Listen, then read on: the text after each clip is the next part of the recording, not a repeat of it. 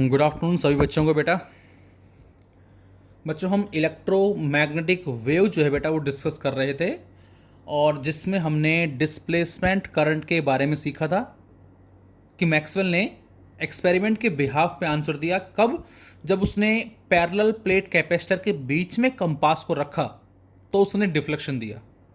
अब डिफ्लेक्शन दिया तो ज़रूर वहाँ पर मैग्नेटिक फील्ड है, लेकिन मैग्नेटिक फील्ड तो करंट की वजह से होता है, जबकि पैरेलल प्लेट कैपेसिटर के बीच में कोई करंट है ही नहीं, क्योंकि वो एक इंसुलेटिंग मीडियम है। तो फिर कंपास डिफ्लेक्शन क्यों दे रही है? For the limited time. और वो लिमिटेड टाइम कौन सा था जब तक उसने डिफ्लेक्शन दिया? तो आंसर है जब तक कैपेसिटर की चार्जिंग ना हो जाए तब तक ही डिफ्लेक्शन मिलेगा। अब उस डिफ्लेक्शन को देखने के लिए, ऑब्जर्व करने के लिए कि ऐसा क्यों हुआ, उसने एक्सपेरिमेंट जो किया जिसमें एम्पियर सर्किटल लॉ को यूज़ किया, और उस एम्पियर सर्किटल लॉ को यूज़ करके देखा तो मैग्नेटिक फील्ड की वैल्यू मैथमेटिकली ज़ीरो आई, जबकि डिफ्लेक्शन मिल रहा है। तो फिर मैक्सवेल ने बताया कि उस एम्पियर सर्किटल लॉ के अंदर कुछ इनकम्प्लीटनेस है, और उस इनकम्प्लीटनेस को ही बेटा डिस्प्लेसमेंट करंट का नाम दिया गया। मतलब करंट वही है, लेकिन वो डिस्प्लेस हो गया है कंडक्टिंग मीडियम से इंसुलेटिंग मीडियम में। और जिसको डिफाइन किया था बच्चों हमने, displacement current is the current which comes into play in the region where both electric field as well as electric flux changes with respect to time. तो उसको बच्चों नाम दिया था, दैट इज डिस्प्लेसमेंट करंट का। और जिसकी वैल्यू हमारे पास क्या आई थी? I D. उस आई डी को लिखा था हमने epsilon not into D phi E by D T, and epsilon not D by D two into phi E. Phi E होता है बच्चों ई डॉट डी एस।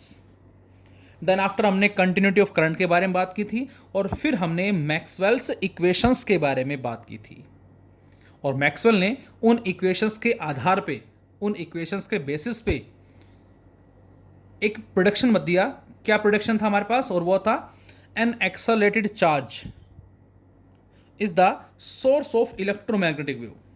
जब भी कभी कोई चार्ज जो बेटा वो पागल हो जाएगा, एक्सेलरेट करेगा, तो वो इलेक्ट्रोमैग्नेटिक वेव को प्रोड्यूस करेगा। The electromagnetic wave can propagate through the space with A speed 3 into 10 की पावर 8 मीटर पर second. The electromagnetic wave is of transverse nature. वो ट्रांसवर्स नेचर है, क्या मतलब इसका? And fourth, light itself is an electromagnetic wave as it is transverse in nature, and it moves in space with a speed 3 into 10 की power 8 metre पर second. तो ये हमारे मैक्सवेल्स के कंक्लूजन कहलाते हैं। अब इसी में ही छोटा सा हमने लिया क्या, that is graphical representation of electromagnetic wave. इस इलेक्ट्रोमैग्नेटिक वेव को बच्चों किस तरह से हम ग्राफ पे एक्सप्रेस कर सकते हैं? तो ये हमारे पास एक इसका ग्राफिकल रिप्रेजेंटेशन है। अब इस ग्राफिकल रिप्रेजेंटेशन में क्या है, जैसा कि अभी अभी हमने स्टडी किया है कि इलेक्ट्रोमैग्नेटिक वेव जो है बच्चों वो ट्रांसवर्स नेचर की हैं। अब आप जरा ध्यान से सोचकर इस वीडियो को पॉज कर कर ये बताएं या ये सोचें कि what is the meaning of transverse nature. मैं थोड़ा सा आपको रिवाइज करवा देता हूं, जैसा कि आपने बच्चों पढ़ा था क्लास 11th के अंदर। एक आपने वेव स्टडी की थी बेटा longitudinal, and the second one is transverse waves. तो एक हमने स्टडी की थी लॉन्गिट्यूडनल वेव के बारे में, और एक हमने पढ़ा था दैट इज ट्रांसवर्स वेव के बारे में। लॉन्गिट्यूडनल वेव क्या होती हैं बच्चों, और ट्रांसवर्स वेव्स क्या होती हैं? तो आंसर था लॉन्गिट्यूडनल वेव वो वेव हैं जो कि जिस मीडियम से गुजरती हैं तो उस मीडियम में जो पार्टिकल्स मौजूद हैं वो एक ऑक्सीलेशन को अचीव करते हैं। बट द ऑक्सीलेशन जो होता है बेटा वो डायरेक्शन ऑफ प्रोपागेशन के पैरेलल होता है। जिस तरफ वेव जा रही है उसी डायरेक्शन में, जैसे मैं कहता हूँ कि इस तरफ वेव जा रही है, तो उस मीडियम में जो पार्टिकल होंगे बेटा वो उसी डायरेक्शन में क्या करेंगे, एक ऑक्सीलेशन को अचीव करेंगे। उसको बच्चों नाम दिया था हमने लॉन्गिट्यूडनल का। जबकि ट्रांसवर्स के अंदर क्या था बेटा? तो आंसर है the wave in which the particle of the medium executing SHM in a direction perpendicular to the direction of propagation. इसमें जो ऑक्सीलेशन होगा बच्चों वो डायरेक्शन ऑफ प्रोपागेशन के एग्जैक्ट परपेंडिकुलर हो रहा है, और इसीलिए बच्चों इसको नाम दिया था हमने, दैट इज ट्रांसवर्स नेचर का। अब इलेक्ट्रोमैग्नेटिक वेव को हमने नाम दिया है जो कि ट्रांसवर्स नेचर की हैं। क्यों? तो आंसर है कि इस इलेक्ट्रोमैग्नेटिक वेव में बेटा इलेक्ट्रिक फील्ड और मैग्नेटिक फील्ड के जो वेक्टर्स हैं या ये कहीं कंपोनेंट्स हैं वो ऑक्सीलेट करते हैं। The electric and magnetic field vectors gets oscillation in a direction perpendicular to the direction of propagation. Suppose wave जा रही है एक्स एक्सिस में, तो इलेक्ट्रिक फील्ड का जो कंपोनेंट है वो चलता है वाई एक्सिस में कुछ इस तरह से, इन दिस वे, ये इसका मतलब है। और जो मैग्नेटिक फील्ड का जो कॉन्सेप्ट है, जो कंपोनेंट है, वो चलता है इस तरह से, इस तरह से, ये दोनों एक साथ चलते हैं। यदि मैं इसको एक अलग से डायग्राम में दिखाऊं आपको, सपोज मैं आपसे कहता हूं क्या कि हमारे पास ये डायग्राम है कुछ ऐसे, ये एक्स एक्सिस है बेटा, ये सपोज करें वाई एक्सिस है, और ऊपर स्पेस में जेड एक्सिस इस तरफ है, जिसको हम यहाँ शो नहीं कर सकते हैं, इसलिए मैंने इसको यहाँ दिखाया। और ये हो जाएगा इलेक्ट्रिक वेक्टर इस तरह से, ये हमने यहाँ इस तरह से शो किए, ये इन दिस वे, ये। अब जो मैग्नेटिक फील्ड है बेटा उसको सपोज मैं इस रेड लाइन से शो कर रहा हूं, ऊपर फिर नीचे फिर ऊपर फिर नीचे, जिसको कुछ इस तरह से हमने दिखाया है,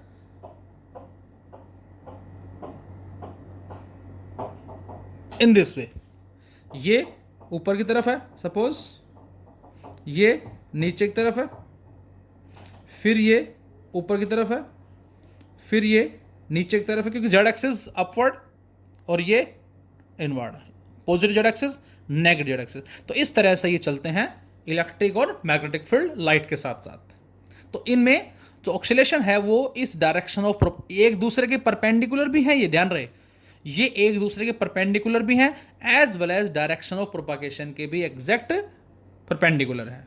तो इस रीजन की वजह से हमने कहा है क्या कि इलेक्ट्रोमैग्नेटिक वेव्स हैं वो ट्रांसवर्स नेचर की हैं। तो यहाँ हमने लिखा the envelope of electric intensity vector, ये जो आपको नज़र आ रहा है, जो एरोज नज़र आ रहे हैं, ये इलेक्ट्रिक इंटेंसिटी के लिए यूज हुए हैं, और ये जो एनवलप है ये मैग्नेटिक इंडक्शन के लिए यूज हुआ है। So we can say according to Maxwell, electromagnetic waves are those waves in which there are sinusoidal variation of electric and magnetic field, जिसमें साइनोसोडियल मीन साइन वेव की form में एक variation है electric field का और magnetic field का, और जो दोनों एक दूसरे के राइट एंगल हैं, as well as right angle to the direction of propagation, the wave in which electric field and magnetic field both are perpendicular with each other as well as perpendicular to the direction of propagation, उसको बच्चों हमने electromagnetic wave का नाम दिया है। अब आपने study किया है बेटा, क्या स्टडी किया, ध्यान से देखें, आपने स्टडी किया है इलेक्ट्रोस्टैटिक्स के अंदर, क्या 1/4 पाई एप्सिलॉन नॉट जो है बच्चों वो बराबर होता है 9 × 10⁹ के बराबर। और बच्चों जो हमने मैग्नेटिज्म में स्टडी किया है that is mu naught upon में 4 पाई, इस म्यू नॉट अपॉन 4 पाई की वैल्यू कितनी होती है 10⁻⁷ के बराबर। तो इलेक्ट्रोस्टैटिक्स में हमने स्टडी किया बच्चों, क्या हमने स्टडी किया बेटा 1/4 पाई एप्सिलॉन नॉट जो बच्चों वो बराबर होता है 9 × 10⁹ के बराबर। और मैग्नेटिज्म में हमने पढ़ा है बेटा म्यू नॉट अपॉन 4 पाई जो है इक्वल होता है 10⁻⁷ के बराबर। और यदि हम दोनों को डिवाइड कर दें बच्चों, तो डिवाइड करते ही हमें क्या मिलता है बेटा, हमें मिलता है 4 पाई से 4 पाई कैंसिल आउट, और ये आ जाएगा लेफ्ट साइड में 1/μ0 ε0। राइट साइड में क्या आ जाएगा बच्चों 9 10⁹ अपॉन में 10⁻⁷, और इस अपॉन 7 को ऊपर ले जाके हम +7 लिख सकते हैं बच्चों, और ये बन जाएगा बेटा 9 10⁻16, ये बन गया। तो लेफ्ट में है बेटा 1/μ0 ε0, और राइट में जो 9 10⁻16 था उसको लिखा मैंने 3 × 10⁸ का स्क्वायर कर दिया। जब 3 10⁸ का स्क्वायर करते हैं तो ये बन जाता है c, this c is known as speed of light. तो यहाँ से बेटा सी स्क्वायर की वैल्यू क्या आ गई, 1/ε0 इंटू म्यू नोट, या ये कहें सी बराबर किसके आ जाएगी, 1/μ0 E0 का अंडर रूट। तो ये हमारा फॉर्मूला आ गया किसका, सी का, स्पीड ऑफ लाइट के लिए। तो या ये कह सकते हैं हम, ये लाइट की स्पीड है किसमें, दैट इज फ्री स्पेस के रेस्पेक्ट में है। मीडियम के लिए क्या लिखेंगे बच्चों हम, तो लिखेंगे the velocity of electromagnetic wave in medium is given by V, C की जगह वी लिखा बेटा हमने, and which is equal to 1/μ into E. Mu और ई क्या हैं, उस मीडियम की मैग्नेटिक और इलेक्ट्रिक प्रॉपर्टीज कहलाती हैं। और हमने ये भी पढ़ा हुआ है ई बाय ई नोट जो वो ई आर होता है, तो ई बराबर किसके आएगा, E naught E R. Mu by mu naught mu R होता है, तो म्यू बराबर किसके आ जाएगा बच्चों, म्यू नोट म्यू आर। और इस ई की वैल्यू को रखा यहाँ पर, इस म्यू की वैल्यू को रखा यहाँ पर हमने, तो वी आ जाएगा बच्चों 1/μ0 mu R, E naught E R सारे का रूट, और म्यू नोट ई नोट को अलग से लिखा, और साथ में म्यू आर ई आर को अलग से लिख दिया। और ये क्या बन गया बेटा, ये बन जाएगा सी, स्पीड फ्री स्पेस के रेस्पेक्ट में, वैक्यूम के रेस्पेक्ट में। So V equal to C upon mu R E R का अंडर रूट। इस कॉन्सेप्ट को हम आगे भी यूज करेंगे बच्चों।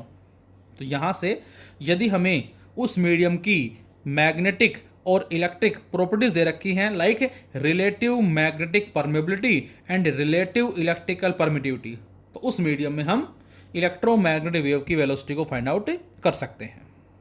ये इसका मीनिंग होगा। अब आज जो हमें डिस्कस करना है important topic, that is transverse nature of electromagnetic wave. ये तो आपने बच्चों स्टडी कर लिया है अभी जस्ट, कि what is the meaning of transverse nature. मैं फिर रिपीट करता हूं अपनी बात को। ट्रांसवर्स का मतलब है बेटा कि जिस डायरेक्शन में वेव जा रही है उसके एग्जैक्ट परपेंडिकुलर डायरेक्शन में particles of the medium achieve N oscillation. यहां पर इलेक्ट्रिक फील्ड और मैग्नेटिक फील्ड जो हैं वो डायरेक्शन ऑफ प्रोपगेशन के एग्जैक्ट परपेंडिकुलरली ऑक्सीलेट कर रहे हैं, और यही शो करता है ट्रांसवर्स नेचर को। लेकिन अब इसको बच्चों हमें मैथमेटिकली प्रूव करना है। मैथमेटिकली प्रूव करने का मतलब हमें प्रूव करना है कि इलेक्ट्रिक फील्ड जो है वो डायरेक्शन ऑफ प्रोपगेशन के परपेंडिकुलर है, या आप ऐसे भी कह सकते हैं कि मैग्नेटिक फील्ड जो है बच्चों वो डायरेक्शन ऑफ प्रोपगेशन के परपेंडिकुलर है। कोई भी एक फील्ड लेके चलेंगे हम और उसको प्रूव करना है कि वो डायरेक्शन ऑफ प्रोपगेशन के परपेंडिकुलर है। ये आर्टिकल काफी इजी है, लेकिन बच्चों को समझने में दिक्कत होती है। बच्चों को समझने में दिक्कत क्यों होती है, तो जरा देखें इसके अंदर, और कहां बच्चों को दिक्कत आती है, ध्यान से देखेंगे इसको सभी ना। तो बेटा इसके लिए हमने एज्यूम किया क्या, तो आंसर है we consider a plane of electromagnetic wave travelling in X direction. हमने माना क्या कि इलेक्ट्रोमैग्नेटिक वेव का जो प्लेन है वो एक एक्स एक्सिस में ट्रेवल कर रहा है। To establish transverse nature of electromagnetic wave we will establish that E and B are perpendicular to the direction of wave. जैसा कि अभी मैंने बताया कि हमें इसमें क्या एस्टेब्लिश करना है, क्या प्रूव करना है, तो आंसर है बच्चों E या B, कोई भी आप ले सकते हैं, वो डायरेक्शन ऑफ वेव प्रोपगेटिंग के परपेंडिकुलर है। And we also assume a rectangular parallelepiped does not enclose any charge. हमने एक रेक्टेंगुलर पैरेललोपाइप्ड कंसिडर किया जिसमें कोई चार्ज एग्जिस्ट नहीं कर रहा, there is no charge enclose by the surface. अब यदि कोई चार्ज एग्जिस्ट नहीं कर रहा तो अब आप बताएं कि गोज लॉ इन इलेक्ट्रोस्टैटिक्स जो है वो क्या होगा, वो होगा E.ds इक्वल टू 0। और अब इसके साथ साथ हमने एज्यूम कर लिया बच्चों, हमने क्या एज्यूम कर लिया, हमने एज्यूम कर लिया क्या कि वेव जो है बेटा वो एक्स में जा रही है, और हमने मान लिया कि जो इलेक्ट्रिक फील्ड है वो भी एक्स में है। मैं फिर रिपीट करता हूं अपनी बात को, हमें बेटा प्रूव करना है कि electric field direction of propagation के परपेंडिकुलर है। हमने उसका उल्टा मान लिया। उल्टा मान लिया मतलब हमने ये एज्यूम किया कि electric field direction of propagation के पैरेलल है। अब उल्टा क्यों माना, बस यही बात बच्चे भूल जाते हैं और उसकी वजह से वो इस कॉन्सेप्ट को नहीं समझ पाते। बस आपको पहली बात माइंड में यही रखनी है जब आप इसको डेरिवेशन को कर रहे हैं, क्या याद रखनी है कि हमें बच्चों प्रूव करना है कि electric field direction of propagation के परपेंडिकुलर है। हमने क्या एज्यूम कर लिया? हमने एज्यूम ये कर लिया कि electric field, we assume the electric field is parallel to the direction of propagation. उल्टा मान लिया हमने।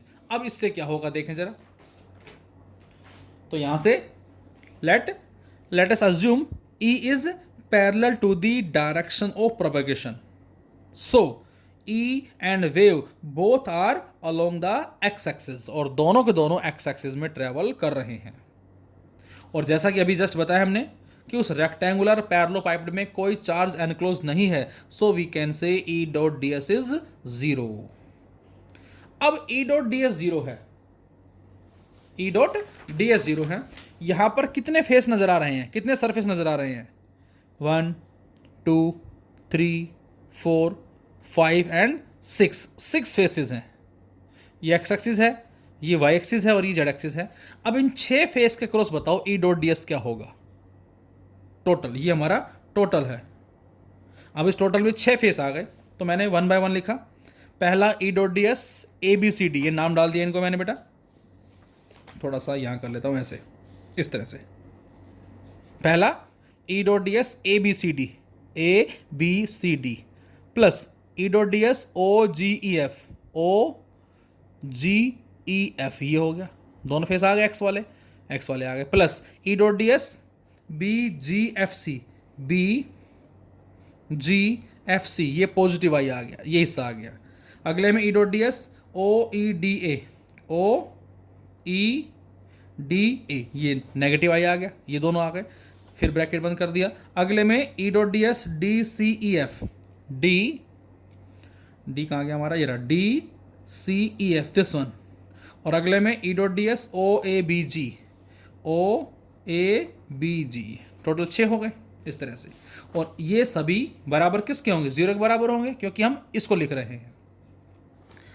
अब जरा ध्यान से देखें हम, since E does not depends on Y and Z, हमने एज्यूम किया बच्चों की इलेक्ट्रिक फील्ड जो एक्स एक्सिस में है। अब जब हम इस फैक्टर को ओपन करेंगे E डॉट डी एस को, तो ये बनेगा E D S cos theta, E D S cos theta, E D S cos theta, E D S cos theta, E D S cos theta, E D S cos theta, E D S cos theta. Theta is the angle between electric field and direction of area vector. अब बच्चों ये जो face है ये वाला, इसका area vector आएगा इस तरफ आएगा। इसका एरिया वेक्टर आएगा इस तरफ, इसका एरिया वेक्टर आएगा इस तरफ, इसका एरिया वेक्टर आएगा इस तरफ। और ये जो फेस है ये वाला, इसका एरिया वेक्टर आएगा ऐसे बेटा। और ये जो फेस है बच्चों, इसका एरिया वेक्टर आएगा नीचे की तरफ। और अब यहाँ जो एंगल है, ये एंगल 0, ये एंगल 180, ये 90, ये 90, ये 90, ये 90, इन सभी का रिजल्ट क्या हो जाएगा? 0।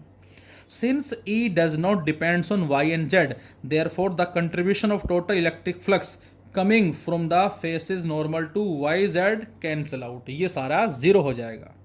केवल ये 2 रिजल्ट बच गए हमारे पास x वाले, लेकिन ये 0 है और ये हमारे पास दैट इज 180 डिग्री। तो यहाँ से बेटा अब हम इसको क्या कर दें? इंटीग्रेट कर दें। y का भी 0, z का भी 0, केवल ये फैक्टर बचेगा हमारा फर्स्ट वाला। If Ex and Ex dash are the values of x component of electric field on right and left face। ये जो राइट फेस है बेटा, हमने माना कि यहाँ इलेक्ट्रिक फील्ड Ex है, और जो लेफ्ट फेस सेकंड फेस है, यहाँ हमने माना इलेक्ट्रिक फील्ड Ex डैश है। और S हमने क्या मान लिया बच्चों? दोनों फेस का एरिया वो तो सेम रहेगा। तो उस सिचुएशन में हम E dot D S A B C D को Ex इलेक्ट्रिक फील्ड ds का इंटीग्रेट करेंगे, s आ जाएगा, और एंगल 0 cos 01, तो Ex इंटू एस आ जाएगा ये। और इसी तरह से जो सेकंड पोर्शन है वो आ जाएगा Ex डैश इंटू एस और माइनस साइन। माइनस क्यों है बेटा? क्योंकि यहाँ पर एंगल दोनों में 180 डिग्री है, जिसकी वजह से cos 180 माइनस 1 आ जाएगा। और जैसे दोनों को हम रखते हैं यहाँ, Exs minus Ex dash S equal to 0। अब इक्वल टू 0 है, और s बच्चों हमने कॉमन ले लिया, यहाँ से s कॉमन ले लिया। अब इस बात का मतलब क्या होगा? आइदर ये फैक्टर 0 और ये 0। भाई x इंटू वाई बराबर 0 है, या तो x 0 है या y 0 है, या दोनों का प्रोडक्ट जो 0 है, हम ऐसा बोलते हैं। So this equation is true only if either, या तो क्या हो बेटा, E X minus E X dash zero हो या एस जीरो हो। लेकिन बच्चों एस तो जीरो होगा नहीं, एस क्या है, एरिया है, वो तो जीरो होगा नहीं। तो इसका मतलब बेटा E X minus E X dash जो है वो क्या है, जीरो। और in other words we can say E X equal to E X dash. अब यदि E X equal to E X dash हम बोलते हैं तो इसका मतलब यहाँ क्या होगा, ध्यान से देखेंगे सभी।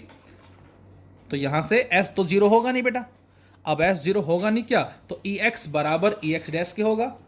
This predicts that the field is static. ये क्या प्रिडिक्ट कर रहा है, ये क्या शो कर रहा है, ये क्या बता रहा है, ये बता रहा है कि लेफ्ट फेस और राइट फेस पे दोनों जगह फील्ड कैसा है, सेम है, जबकि फील्ड वेरी कर रहा है। तो यहां this predicts that the field is static. Field कैसा है, स्टैटिक है। But a static field can not propagate A wave of finite wavelength. लेकिन स्टैटिक फील्ड जो बेटा वो कभी भी वेव प्रोड्यूस नहीं करता। एक्सलेट्स, जब चार्ज एक्सलेट्स करेगा तो उसके साथ साथ फील्ड जो है वो भी चेंज हो रहा है। So we can say E X equal to E X dash, या हम ये भी कह सकते हैं कि एक्स एक्सिस में नेट फील्ड जीरो है। आप इसी बात को ऐसे भी कह सकते हो बेटा कि एक्स एक्सिस में इलेक्ट्रिक फील्ड जीरो है। अब आते स्टार्टिंग में, हमने स्टार्टिंग में क्या माना था, हमने माना था we consider the electric field is in X axis, और हमने प्रूव क्या कर दिया, हमने प्रूव कर दिया there is no component of electric field along X axis. अब यदि इलेक्ट्रिक फील्ड का कंपोनेंट एक्स में नहीं है तो कहां होगा, तो आंसर है या तो वाई में होगा या जेड में होगा। अब चाहे वाई में हो तो भी एक्स के परपेंडिकुलर है, चाहे जेड में हो तो भी एक्स के परपेंडिकुलर है। It means the electric field is perpendicular to the direction of propagation of electromagnetic wave. ये हमारा आंसर आ जाएगा। इसी में बच्चों आप इलेक्ट्रिक फील्ड की जगह मैग्नेटिक फील्ड लेकर भी चाहें तो कर सकते हैं। आप इसको आप मैग्नेटिक फील्ड लेकर भी इसको आप सोल्व कर सकते हैं।